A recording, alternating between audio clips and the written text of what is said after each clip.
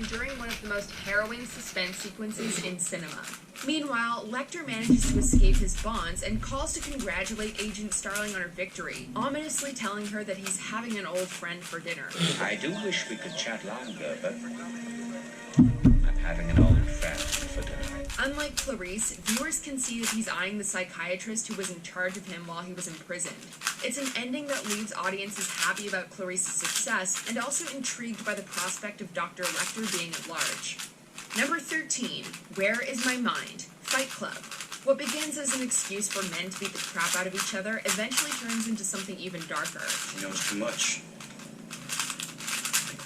Talk about how to supervise our roles. Tyler Durden leads the unnamed narrator and their gang into becoming domestic terrorists.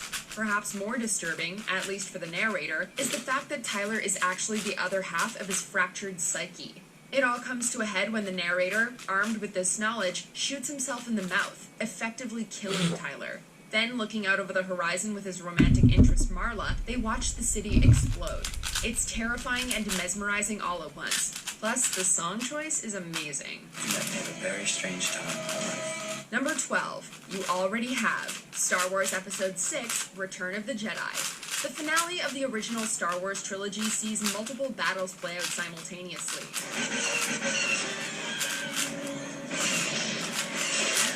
Our heroes take the fight to the Empire on Endor and in space around the second Death Star, while Luke faces his father.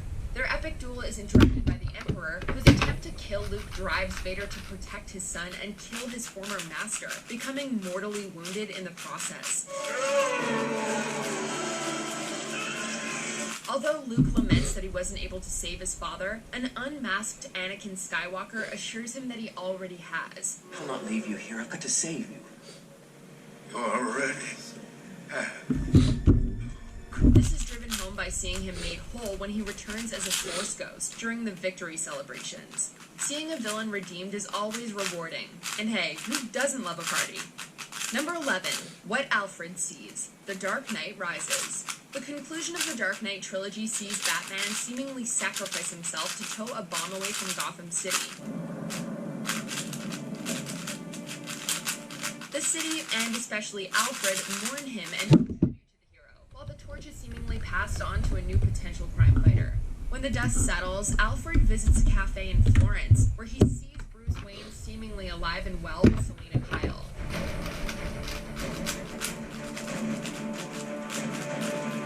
To be fair, this could very well just be in Alfred's imagination. The butler actually described just such a fantasy to Bruce earlier in the film. I had this fantasy that I would look across the tables and I'd see you there with a wife. And considering the end of Inception, we wouldn't put it past director Christopher Nolan. Regardless, it's still gratifying to see the hero who sacrificed so much get a happy ending. Number 10, Truman Escapes, The Truman Show. Oh, and in case I don't see you, good afternoon, good evening, and good night. Truman Burbank's entire life is a carefully controlled TV show. His gradual realization of that fact leads him to try and leave the town he's lived in all his life, eventually setting sail across the ocean despite a fear of water. After crashing into the edge of the world, Truman discovers a door leading outside. As he prepares to leave, his show's creator and director begs him to stay. However, Truman has had enough, and his only response is to deliver his catchphrase, bow to the camera, and walk out the door. In case I don't see you, good afternoon, good evening, and good night. Yeah. As pleasant as Truman's surroundings were, he was a prisoner all his life for the entertainment of others, so his escape feels extremely rewarding. Number 9, Maximus Wins, Gladiator. A former Roman general, Maximus is forced into slavery after his wife and son are murdered. Becoming a gladiator, Maximus works his way up to the Colosseum.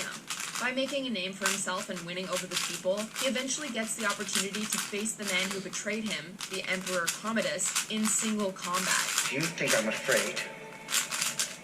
I do too. Despite Commodus cheating by stabbing him beforehand, Maximus